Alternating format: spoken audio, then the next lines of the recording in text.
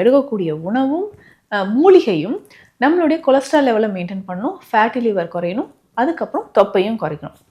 அப்போ பேசிக்காக நம்ம என்ன ஃபாலோ பண்ணலான்னா, ஒரு கஷாயம் டெய்லி காலையில் இந்த கஷாயத்தை நம்ம குடிச்சிக்கோங்க. இந்த பவுடரை ரெடி பண்ணி நீங்கள் எடுத்து வச்சுக்கிட்டிங்கன்னா, டெய்லி இதை வாட்டரில் போட்டு நீங்கள் குடிச்சிக்கிட்டே வரும்பொழுது ஈஸியாக உங்களுக்கு தொப்பை கரைய ஆரம்பிக்கும். இதில் என்னென்ன மூலிகைகள் நம்ம சேர்க்க போகிறோம் அப்படின்னு கேட்டிங்கன்னா, ரொம்ப ரொம்ப சிம்பிளான மூலிகைகள் தான். ஃபஸ்ட்டு நெல்லிக்காய் பொடி. ஸோ நெல்லிக்காய் பொடி உங்களுக்கு ஒரு 100 கிராம் அளவுக்கு தேவைப்படுது. அதற்கு அடுத்தது சிறுகுறிஞ்சான் பொடி. சிறுகுறிஞ்சான் சொல்லும்போதே தெரியும், நல்ல கசப்பு சுவை இருக்கக்கூடியதுங்க. ஸோ உடலில் எந்த வகையான கழிவுகள் இருந்தாலும், சுகர் லெவல் அதிகமாக இருந்தாலும், ஃபேட்டி லிவர், ஸோ இது எல்லாமே கரைக்கிறதுக்கு உங்களுக்கு இது பயன்படுது. ஸோ அப்போது சிறுகுறிஞ்சான் பொடி நமக்கு தேவைப்படுது. ஸோ நெல்லிக்காய் பொடி, சிறுகுறிஞ்சான் பொடி இது ரெண்டும் எடுத்து வச்சுக்கோங்க.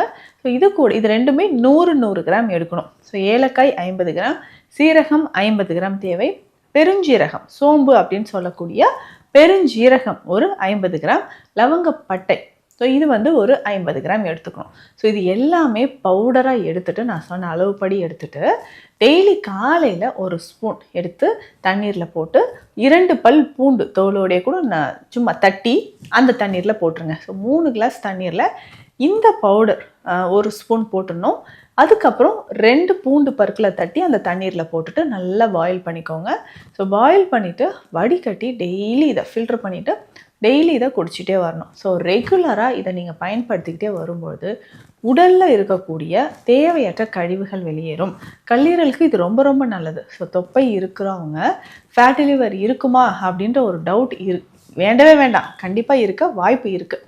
அப்போது ரெகுலராக இதை நீங்கள் ஃபாலோ பண்ணணும்.